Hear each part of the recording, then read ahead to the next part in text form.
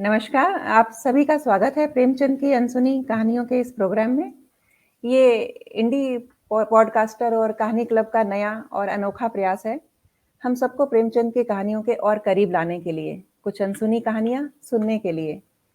Programme के निर्माता हैं पीयूष अग्रवाल जी, जो जिनकी हमेशा से ये कोशिश रही है कि लोगों को हिंदी साहित्य की अनजानी लेकिन बहुमूल्य रचनाओं से जोड़ा जा सके।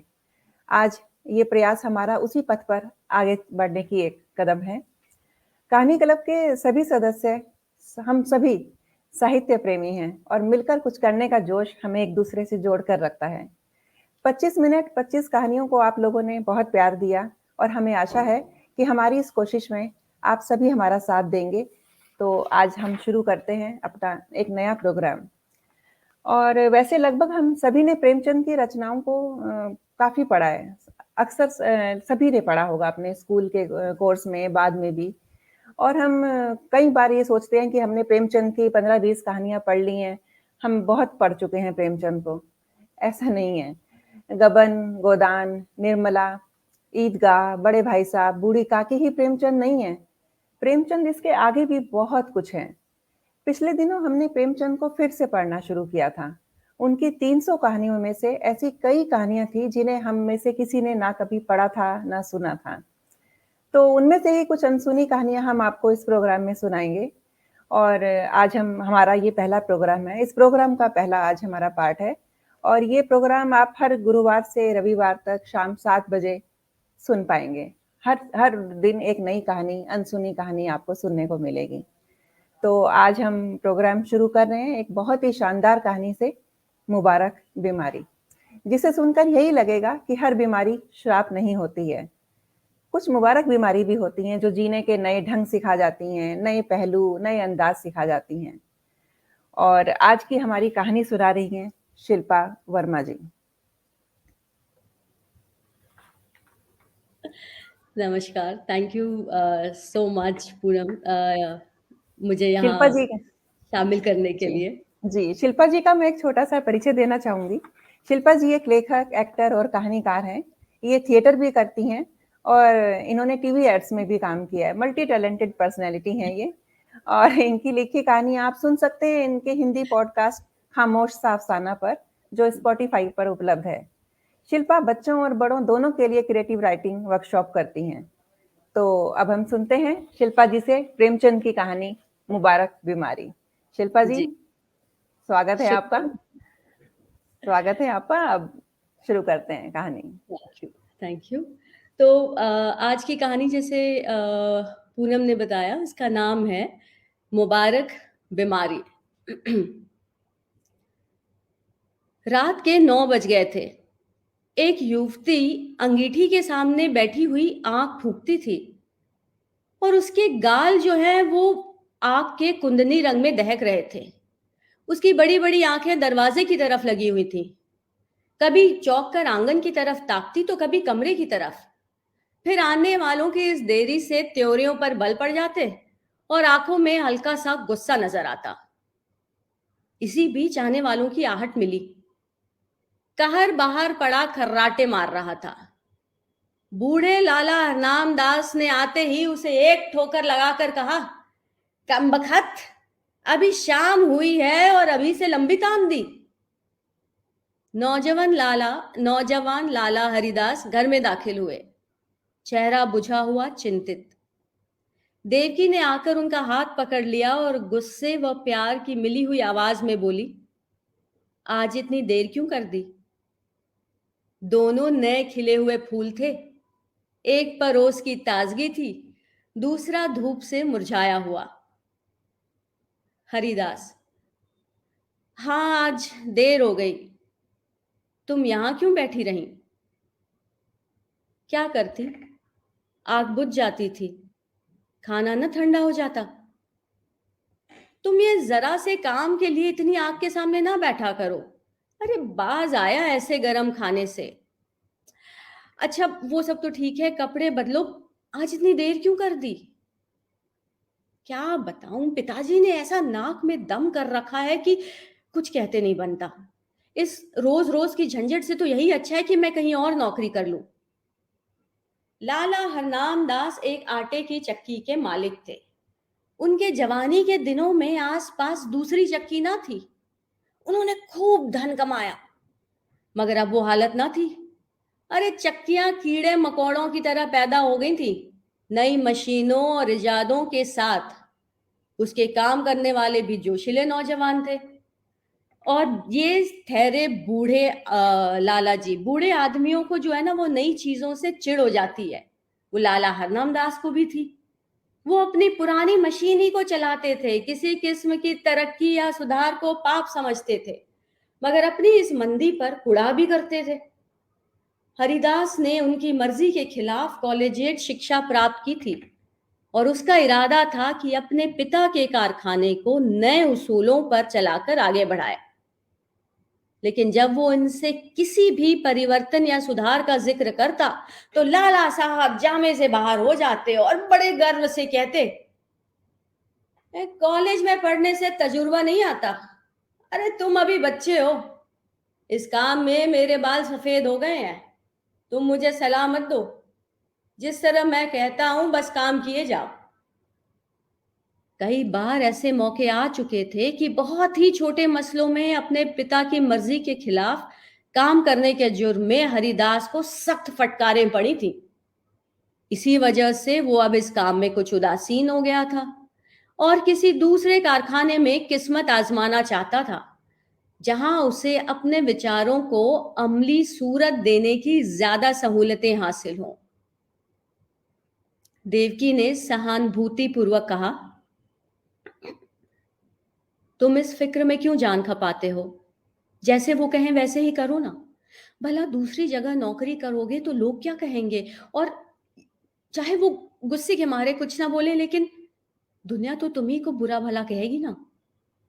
देवकी नई शिक्षा के आभूषण से वंचित थी। उसने स्वार्थ का पाठ ना पढ़ा था, मगर उसका पति अपने आल्मा मैटर का एक प्रतिष्ठित सदस्य था। उसे अपनी योग्यता पर पूरा भरोसा था, उस पर नाम कमाने का जोश। इसीलिए वो बूढ़े पिता के पुराने ढर्रों को देखकर धीरज खो बैठता। अगर अपनी योग्यताओं के लाभप्रद उपयोग की कोशिश के लिए दुनिया उसे बुरा कहे, तो उसकी उसे परवाह न थी।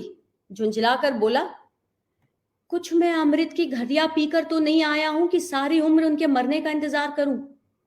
मूर्खों की अनुचित टीका टिप्पणियों के डर से क्या अपनी उम्र बर्बाद कर लूं? मैं अपने कुछ हमउम्रों को जानता हूं जो हरगिज मेरी सी योग्यता नहीं रखते, लेकिन वो मोटर पर हवा खाने निकलते हैं, बंगलों में रहते हैं और शान से जिंदगी बसर करते हैं। तो मैं क्यों सिर्फ हाथ पे हाथ रखे बैठा रहूं? संतोष और निस्पृहता का युग बीत गया। ये संघर्ष का युग है। ये मैं जानता हूं कि पिता का आदर करना मेरा धर्म है, मगर सिद्धांतों के मामले में मैं उनसे क्या किसी से भी नहीं दब सकता। इसी बीच कहार ने आकर कहा, लाला जी थाली मांगते हैं। लाला हरनाम दास हिंदू रस्म रिवाज के बड़े पाबंद थे, मगर बुढ़ापे के कारण चौक के चक्कर से मुक्ति पा चुके थे। पहले कुछ दिनों तक तो जाड़ों में रात को पूरियां ना हजम होती थी, इसीलिए चपातियां ही अपनी बैठक में मंगा लिया करते। अरे मजबूरी ने वो कराया था जो हुज्जत और दलील के काबू से बाहर था। हरिदास के लिए भी देवकी ने खाना निकाला। पहले तो वो हजरत बहुत दुखी नजर आते थे, लेकिन बघार की खुशबू ने खाने के लिए चाव पैदा कर दिया। अक्सर ना हम अपनी आंख और नाक से हाजमे का काम लिया करते हैं। लाला हरनाम दास रात को भले चंगे सोए, लेकिन अपने बेटे की गुस्ताखियां और कुछ अपने कारोबार की सुस्ती और मंदी उनकी आत्मा के लिए भयानक कष्ट का कारण हो गई। और चाहे इसी उद्गीनता का असर हो, चाहे बुढ़ापे का, सुबह होने से पहले उन पर लकवे का हमला हो गया। जबान बंद हो गई, चेहरा ऐंठ गया। हरिदास डॉक्टर के पास दौड़ा। डॉक्टर आए, मरीज को देखा और बोले, डरने की कोई बात नहीं है, लेकिन सेहत होगी होगी मगर कम से कम 3 महीने लगेंगे। चिंताओं के कारण ये हमला हुआ है और इसीलिए कोशिश करनी चाहिए कि ये आराम से सोएं, परेशान ना हो और जबान खुल जाने पर भी जहां तक मुमकिन हो बोलने से बचे। बेचारी देवकी बैठी रो रही थी। हरिदास ने आकर उसे सांत्वना दी और फिर डॉक्टर के यहां से दवा लाकर दी। थोड़ी देर में मरीज को होश आया। इधर उधर कुछ खोजती हुई निगाहों से देखा कि जैसे कुछ कहना चाहते हैं, और फिर इशारे से लिखने के लिए कागज मांगा। हरिदास ने कागज और पेंसिल रख दी तो बूढ़े लाला साहब ने हाथों को खूब संभाल कर लिखा, इंतजाम दीनानाथ के हाथ में हो। ये शब्द हरिदास के हृदय में तीर की तरह लगे। अफसोस, अब भी मुझ पर भरोसा नहीं। यानी कि दीनानाथ मेरा मालिक होगा और मैं उसका गुलाम बनकर रहूंगा। ये नहीं होने का। कागज लिए देवकी के पास आए और बोले, लाला जी ने दीनानाथ को मैनेजर बनाया है। उन्हें मुझ पर इतना भी एतबार नहीं है, लेकिन मैं इस मौके को हाथ से नहीं जाने दूंगा। उनकी बीमारी का अफसोस तो जरूर है, मगर शायद परमात्मा ने मुझे अपनी योग्यता दिखाने का यह अवसर दिया है और इसका फायदा मैं जरूर उठाऊंगा। कारखाने के कर्मचारियों ने इस दुर्घटना की खबर सुनी तो बहुत घबराए। उनमें कई निकम्मे बेमसरफ आदमी भरे हुए थे जो सिर्फ और सिर्फ खुशामद और चिकनी चुपड़ी बांटों की रोटी खाते थे। मिस्त्री ने कई दूसरी कारखानों में काम ले रखा था और रोज किसी न किसी बहाने खिसक जाया करता। फायरमैन और मशीन मैन दिन को झूठ मूठ चक्की की सफाई करते, फिर रात को काम करके ओवरटाइम का पैसा अलग लेते। दीनानाथ जरूर होशियार और तजुर्बेकार आदमी था, मगर उसे भी काम करने के मुकाबले में जी हाँ रटते रहने में ज्यादा मजा आता। लाला हरनाम दास मजदूरी देने में बहुत हील हवाले किया करते थे और अक्सर काट कपाट के भी आदी थे। इसी को वो कारोबार का अच्छा उसूल समझते थे। हरिदास ने कारखाने में पहुंचते ही साफ शब्दों में कह दिया कि तुम लोगों को मेरे वक्त में जी लगाकर काम करना होगा। मैं इसी महीने में काम देखकर सबकी तरक्की करूंगा, मगर अब टाल मटोल का कोई गुजर नहीं। जिन्हें मंजूर ना हो अपना बोरिया बिस्तर संभालें। और फिर दीनानाथ को बुलाकर कहा, भाई साहब, मुझे खूब मालूम है कि आप होशियार और सूझबूझ रखने वाले आदमी हैं। आपने अब तक यहाँ का जो रंग ढंग देखा वही अख्तियार किया है, लेकिन अब मुझे आपके तजुर्बे और मेहनत की जरूरत है। पुराने हिसाब की जांच पड़ताल कीजिए। बाहर से काम मेरा जिम्मा है, लेकिन यहाँ का इंतजाम आपके सुपुर्द है। जो कुछ नफा होगा उसमें आपका भी हिस्सा होगा। मैं चाहता हूं कि दादा की अनुपस्थिति में कुछ अच्छा काम करके दिखाऊं। इस मुस्तैदी और चुस्ती का असर बहुत जल्द कारखाने में नजर आने लगा। हरिदास ने खूब इश्तिहार बंटवाए। उसका असर यह हुआ कि काम आने लगा। दीनानाथ की मुस्तैदी की बदौलत ग्राहकों को नियत समय पर और किफायत से आटा मिलने लगा। पहला महीना खत्म भी ना हुआ था कि हरिदास ने नई मशीन मंगवाई। थोड़े अनुभवी रख लिए, फिर क्या था, सारे शहर में इस कारखाने की धूम मच गई। हरिदास ग्राहकों से इतनी अच्छी तरह से पेश आता कि जो एक बार उससे मुआमला करता वो हमेशा के लिए उसका खरीदार बन जाता। कर्मचारियों के साथ उसका एक सिद्धांत था, काम सख्त और मजदूरी ठीक। उसके ऊंचे व्यक्तित्व का भी स्पष्ट प्रभाव दिखाई पड़ा। करीब करीब सभी कारखानों का रंग फीका पड़ गया। उसने बहुत ही कम नफे पर ठेले ले लिए। मशीन को दम मारने की मोहलत न थी, रात और दिन काम होता था। तीसरा महीना खत्म होते होते उस कारखाने की शक्ल ही बदल गई। खाते में घुसते ही ठेले और गाड़ियों की भीड़ नजर आती। कारखाने में बड़ी चहल पहल थी। हर आदमी अपने अपने काम में लगा हुआ। इसके साथ की प्रबंध कौशल का यह वरदान था कि भद्दी हड़बड़ी और जल्दबाजी का कहीं निशान न था। इस तरफ लाला हरनाम दास धीरे धीरे ठीक होने लगे। एक महीने के बाद रुककर वो कुछ बोलने भी लगे। डॉक्टर की सख्त ताकीद थी कि उन्हें पूरी शांति की स्थिति में रखा जाए, मगर अब उनकी जबान खुली तो उन्हें एकदम का भी चैन न था। देवकी से कहा करते, सारा कारोबार मिट्टी में मिला जाता है ये लड़का मालूम नहीं क्या कर रहा है, सारा काम अपने हाथ में ले रखा है। मैंने ताकीद कर दी थी कि दीनानाथ को मैनेजर बनाना, लेकिन उसने जरा भी परवाह न की। मेरी सारी उम्र की कमाई बर्बाद हो जाती है। देवकी उनको सांत्वना देती कि आप इन बातों की आशंका ना करें, कारोबार बहुत खूबी से चल रहा है और खूब नफा भी हो रहा है। पर वो इस मामले में तूल देते हुए बेचारी थोड़ी डरती थी कि कहीं फिर लकवे का हमला ना हो जाए। हाँ कहकर टालना चाहती थी, और हरिदास जो ही घर में आता लाला जी उस पर सवालों की बौछार कर देते, और जब वो टाल कर कोई दूसरी बात का जिक्र करता तो लाला जी बिगड़ जाते और कहते, "ए जालिम, तू तो जीते जी मेरे गले पर छुरी फेर रहा है मेरी पूंजी उड़ा रहा है। तुझे क्या मालूम कि मैंने एक एक कौड़ी किस मशक्कत से जमा की है। तूने तो दिल में ठान लिया है कि इस बुढ़ापे में मुझे गली गली ठोकर खिलाए, मुझे कीड़े मकोड़ों की का मुहताज बनाए।" हरिदास फटकार का कोई जवाब न देता, क्योंकि बात से बात बढ़ती है। उसकी चुप्पी से लाला साहब को यह यकीन हो जाता कि कारखाना तबाह हो गया। एक रोज देवकी ने हरिदास से कहा, अभी कितने दिन और इन बातों का लाला जी से छिपाओगे? हरिदास ने जवाब दिया, मैं तो चाहता हूं कि नई मशीन का रुपया अदा हो जाए तो उन्हें ले जाकर सब कुछ दिखा दूं। तब तक डॉक्टर साहब की हिदायत के अनुसार 3 महीने भी पूरे हो जाएंगे। लेकिन इस छिपाने से क्या फायदा, जब वे आठों पहर इसी की रट लगाए रहते हैं। इससे तो चिंता और बढ़ती ही है ना, कम नहीं होती। सुनो, उससे तो यही अच्छा है कि उनसे सब कुछ कह दिया जाए।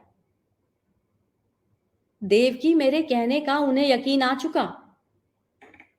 हाँ, दीनानाथ कुछ कहें तो शायद उन्हें यकीन आए।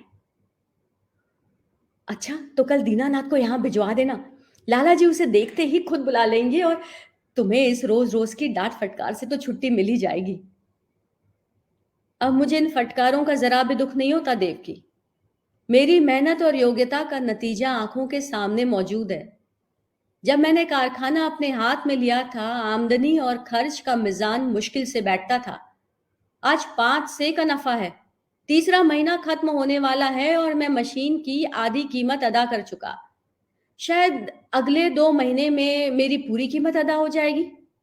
उस वक्त से कारखाने का खर्च तिगुने से ज्यादा है, लेकिन आमदनी 5 गुनी है। हजरत देखेंगे तो आंखें खुली रह जाएंगी। अरे कहाँ हाथे में उल्लू बोलते थे। एक मेज पर आप बैठे ऊँगते थे, दूसरे पर दीनानाथ कान कुरेदता बैठा रहता था। मिस्त्री और फायरमैन ताश खेलते थे। बस 2-4 घंटे चक्की चलती थी। अब दम मारने की फुर्सत नहीं है। सारी जिंदगी में जो कुछ ना कर सके वो मैंने 3 महीने में कर दिखाया। इसी तजुर्बे और कार्रवाई पर आपको इतना घमंड था। जितना काम वो 1 महीने में करते थे उतना तो मैं रोज कर डालता हूं। देवकी ने भर्त्सनापूर्ण नेत्रों से देखकर कहा, अपने मुंह मियां मिट्ठू बनना ना कुछ तुमसे सीखे। अरे जिस तरह माँ अपने बेटे को हमेशा दुबला समझती है, उसी तरह बाप बेटे को हमेशा नादान समझता है। ये उनकी ममता है, बुरा मानने की कोई बात नहीं है। हरिदास ने लज्जित हो सर झुका लिया। अब दूसरे दिन दीनानाथ उनको देखने के बहाने से लाला हरनाम दास की सेवा में उपस्थित हुआ। लाला जी उसे देखते ही तकिए के सहारे उठ बैठे और पागलों की तरह बेचैन होकर पूछा, क्यों, कारोबार सब तबाह हो गया कि अब भी कुछ कसर बाकी है? अरे तुम लोगों ने तो मुझे मुर्दा ही समझ लिया, कभी एक बात तक ना पूछी। कम से कम मुझे तुमसे ये उम्मीद नहीं थी। बहू ने मेरी तामीरदारी न की होती तो मैं तो कब का मर चुका होता। आपका कुशल मंगल तो रोज बाबू साहब से पूछ लिया करता था। आपने मेरे साथ जो नेकियां की हैं उन्हें मैं भूल नहीं सकता। मेरा एक एक रोआ आपका एहसानमंद है। मगर इस बीच काम ही कुछ ऐसा था कि हाजिर होने की मोहलत न मिली। खैर, कारखाने का क्या हाल है? दिवाला होने में कसर बाकी है? ये आपसे किसने कह दिया कि दिवाला होने वाला है? इस अरसे में कारोबार में जो तरक्की हुई है वो आप खुद अपनी आंखों से देख लेंगे। शायद तुम्हारे बाबू साहब ने तुम्हारी मनचाही तरक्की कर दी है। अच्छा, अब स्वामी भक्ति छोड़ो और साफ बतलाओ। मैंने ताकीद कर दी थी कि कारखाने का इंतजाम तुम्हारे हाथ में रहेगा, मगर शायद हरिदास ने सब कुछ अपने हाथ में रख लिया। जी हाँ, मगर मुझे इसका जरा भी दुख नहीं। वही रईस इस काम के लिए एकदम ठीक भी थे। जो कुछ उन्होंने कर दिखाया वो मुझसे हरगिज ना होता। मुझे तो ये सुन सुनकर हैरत होती है। अरे बतलाओ तो सही कि ये तरक्की क्या हुई। तफसील तो बहुत ज्यादा होगी, मगर थोड़े में ये समझ लीजिए कि पहले हम लोग जितना काम एक महीने में करते थे उतना अब रोज होता है। नई मशीन आई थी, उसकी आधी कीमत अदा हो चुकी है। वो अक्सर रात को भी चलती है। ठाकुर कंपनी का 5,000 मन आटे का ठेका लिया था, वो पूरा होने वाला है। जगत राम बनवारी लाल से कमसरियट का ठेका लिया है। उन्होंने हमें 500 बोरे माहवार का बयाना दिया है। इसी तरह और फुटकर काम कई गुना बढ़ गया है। आमदनी के साथ खर्चे भी बढ़ गए हैं। लेकिन कई नए आदमी रखे हैं, मुलाजिमों को मजदूरी के साथ कमीशन भी मिलता है, मगर खालिस नफा पहले के मुकाबले में चौगुने के करीब है। हरनाम दास ने बड़े ध्यान से ये बात सुनी। वो गौर से दीनानाथ के चेहरे की तरफ देख रहे थे। शायद उसके दिन में बैठकर सच्चाई की तह तक पहुंचना चाह रहे थे। स्नेहपूर्ण स्वर में बोले, दीनानाथ, तुम कभी मुझसे झूठ नहीं बोलते थे, लेकिन तब भी मुझे इन बातों पर यकीन नहीं आता, और जब तक मैं अपनी आंखों से ना देख लूंगा यकीन ना आएगा। दीनानाथ कुछ निराश होकर विदा हुआ। उसे आशा थी कि लाला साहब तरक्की और कारगुजारी की बात सुनते ही फूले न समाएंगे और मेरी मेहनत की दाद देंगे। उस बेचारे को मालूम न था कि कुछ दिलों में संदेह की जड़ इतनी मजबूत होती है कि सबूत और दलील के हमले उस पर कुछ असर नहीं कर सकते। यहां तक कि वो अपनी आंख से देखने को भी धोखा या तिलस्म ही समझते हैं। दीनानाथ के चले जाने के बाद लाला हरनाम दास कुछ देर तक तो गहरे विचार में डूबे रहे। फिर यकायक कहार से बग्घी मंगवाई, लाठी के सहारे बग्घी में आ बैठे और उसे अपने चक्की घर चलने का हुक्म दिया। दोपहर का वक्त था। कारखानों के मजदूर खाने के लिए गोल के गोल भागे चले आते थे, मगर हरिदास के कारखाने में काम जारी था। बग्घी हाथे में दाखिल हुई, दोनों तरफ फूलों की कतारें नजर आईं। माली क्यारियों में पानी दे रहा था। ठेले और गाड़ियों के मारे बग्घी को निकलने की जगह न मिलती थी। जिधर निगाह जाती थी सफाई और हरियाली नजर आती। हरिदास अपने मुहर्रिर को कुछ खतों का मसौदा लिखा रहे थे कि बूढ़े लाला जी लाठी टेकते हुए कारखाने में दाखिल हुए।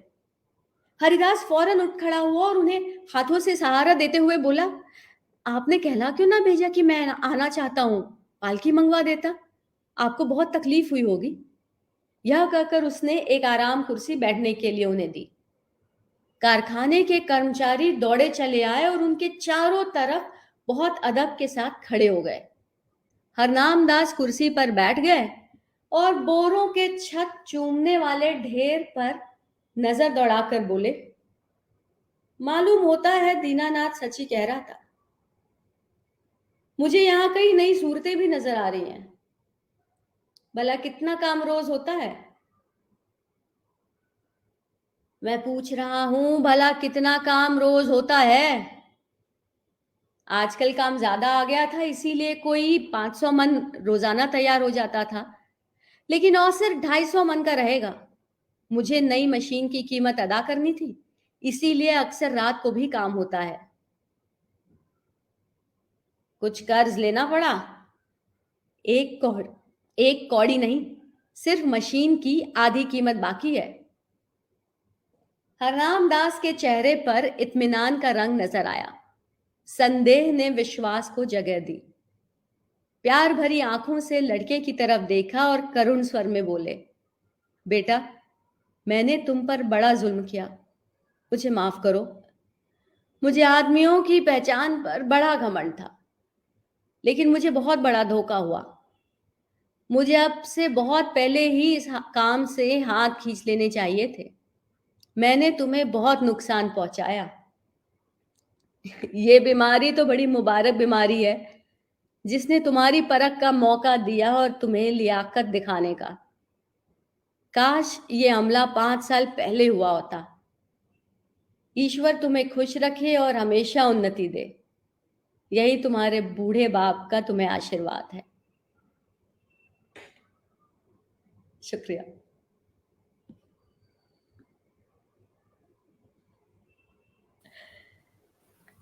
थैंक यू शिल्पा, बहुत अच्छी कहानी सुनाई, बहुत ही बढ़िया, बहुत बढ़िया प्रेजेंटेशन, कहानी बहुत सुंदर है ही, बहुत अच्छी कहानी, बहुत बढ़िया सुनाया। इतनी इंटरेस्टिंग थी, मतलब जब मैंने पहली बार ये पढ़ी तो मतलब ये मजा आया। हालांकि वो जितनी बार आप पढ़ते उतनी बार कुछ कुछ नई नई बातें पता चलती हैं। तो पहली बार में ये समझ में आया, वो हम जनरेशन गैप जो अब भी कहते हैं, अब भी है। तो ये उन्होंने तब भी इस बारे में, जनरेशन गैप के बारे में जो लिखा था, वो इतना सटीक था और इतने खूबसूरती से, और इतना प्रेमचंद जी की जैसे भाषा ही इतनी सरल होती है कि इतनी सरलता से वो इतनी गहरी बातें कह जाते हैं। तो वो बहुत ही मतलब मजा ही आ गया था पढ़ के। और सारी कहानियों की एक खास बात ये है कि वो आज भी सामयिक हैं, आज भी प्रासंगिक हैं। इतनी पहले लिखी हुई कहानी आज के माहौल में भी बिल्कुल फिट बैठती हैं। बहुत ही, हर कहानी ऐसी है। मतलब वो कहते हैं ना, जनरेशंस लांग के भी बिल्कुल आज बिल्कुल भी ये कहानी उतनी ही सटीक है। हाँ, बहुत ही बढ़िया। हर कहानी, अभी तो हम लोग आगे भी जो भी कहानी सुनाएंगे, हर कहानी सुन के यही लगेगा कि अरे ये कैसे छूट गई थी। सही। अभी डिजिटल थिएटर है ये, अपने डायरेक्टर को भी बुलाते हैं। जी बिल्कुल। आइए पीयूष जी, आप बच नहीं सकते। आइए आइए। नमस्कार नमस्कार। Thank you so much Shilpa ji, आपने बहुत ही उम्दा कहानी सुनाई। जिस तरीके से आपने पढ़ा उसमें कहानी में अलग ही रंग आ गए। बहुत ही मजा आया कहानी सुनने में। थैंक यू पीयूष, और इससे जुड़ के मुझे बहुत मजा आया। इतना अच्छा मौका मिला कि मैं ये कहानी पढ़ पाई, जान पाई, और ये पूरे जो हमारे आगे के हफ्ते हैं तो इतनी नई कहानियां और मालूम पड़ेंगी। तो थैंक यू। इनफैक्ट बिल्कुल 12 कहानियां हैं जो प्रेमचंद की हम अनसुनी कहानियां में लाने वाले हैं। ये तो आज पहली ही कहानी थी, और जैसा कि आपने कहा शिल्पा जी, आने वाले हफ्तों में भी कहानियां बहुत ही अच्छी है। इस हफ्ते 3 कहानियां और आने वाली है, और जो लोग भी जुड़े, जिन्होंने भी कहानियां सुनी, जिन्होंने भी कमेंट्स दिए हैं, उनका मैं बहुत शुक्रगुजार हूँ, क्योंकि उन्होंने समय निकाला और इस अनसुनी कहानी को अब उन्होंने सुनकर अनसुनी नहीं रखी। तो बहुत बहुत शुक्रिया। और पूनम जी, आपका भी शुक्रिया भाई, आपने बहुत ही खूबसूरती से आज का कार्यक्रम संचालन किया। थैंक यू, आपकी ट्रेनिंग है। आपकी ट्रेनिंग है। Thank you. जी जी जी। शिल्पा जी, एक बात जो, क्योंकि हम इस कहानी पर चर्चा कर रहे थे अभी, मैं कहना चाहूंगा कि मुझे इस कहानी में जो सबसे खास बात ये लगती है कि कहानी बहुत प्रेडिक्टेबल है। जब आप कहानी पढ़ रहे हैं तो कोई भी ऐसी बात नहीं होती कि आपको लगे कि अरे ये तो मैंने सोचा ही नहीं था। लेकिन फिर भी कहानी जिस तरीके से लिखी गई है, जिस भाषा का प्रयोग किया गया है, जिस तरह से विवरण है, एक तो आप उससे कनेक्ट कर पाते हैं, और दूसरा आप फिर भी पढ़ते चले जाते हैं क्योंकि आपको अच्छी लगती है, आपको, आप चाहते हैं कि भाई अंत तक कहानी के पहुंचे, और वैसा ही आपको सुनते हुए भी लग रहा था। Thank you so much. लेकिन या इट इज सो ट्रू जो आपने बोला, मतलब प्रेडिक्टेबल है, बट फिर भी आप जानना चाहते हैं कि ये कैसे खत्म होगी, मतलब क्या क्या रंग दिखेंगे। That's true. और as a generation, as a country, we are always looking for happy endings. तो हमें यही एंडिंग चाहिए थी, और हमें अच्छा लगा कि भाई प्रेमचंद जी ने भी इसी एंडिंग के साथ में खत्म की कहानी। अभी जो कहानियां पढ़ी उनकी हैप्पी एंडिंग तो है, ज्यादातर कहानियों में है सुखांत है। इसी के साथ में कुछ कमेंट्स भी पढ़ लेते हैं। रिचा जी कह रही हैं, बहुत ही अच्छा लगा आपका आज का एपिसोड। बहुत बहुत धन्यवाद रिचा जी, शेयर कीजिए और लोगों को बताइए। हम थैंक यू। 3 हफ्तों तक रोज कहानी पढ़ने वाले, रोज नए कथाकार के साथ आएंगे, नई कहानी के साथ में आएंगे, तो बताते रहिए और लोगों को भी। दीप्ति जी कह रही हैं, बहुत बहुत बधाई, शानदार शुरुआत। Thank you Deepti ji. Thank you. Hina ji कह रही है, great story. Thank you for sharing. तो ओवरऑल आप Thank लोग you, के हिना। मैसेजेस, आप लोग के कमेंट्स बहुत ही खूबसूरत लग रहे हैं और मुझे बहुत ही खुशी है कि हमने इतने धमाकेदार तरीके से शुरुआत की। जो लोग कहानी लाइव नहीं जुड़ पाए हैं इस सेशन में, वो कहानी अभी भी सुन पाएंगे इंडी पॉडकास्टर के पेज पे। और अगर आप कहानी क्लब, कहानी KLUB क्लब से नहीं जुड़े हैं अभी तक, तो हमारे फेसबुक पेज पर जाइए, हमारे फेसबुक ग्रुप में जाइए, जुड़िए। और हम इसी तरह से बहुत सारे नए पहल और करने वाले हैं, तो जुड़िए और हमारे साथ कहानियों के जादुई नगरी में साथ में रहिए, साथ में चलिए, साथ में बातें कीजिए। इसी के साथ में मेरी तरफ से बहुत बहुत शुक्रिया कि आप आज जुड़ पाए। Thank you everyone.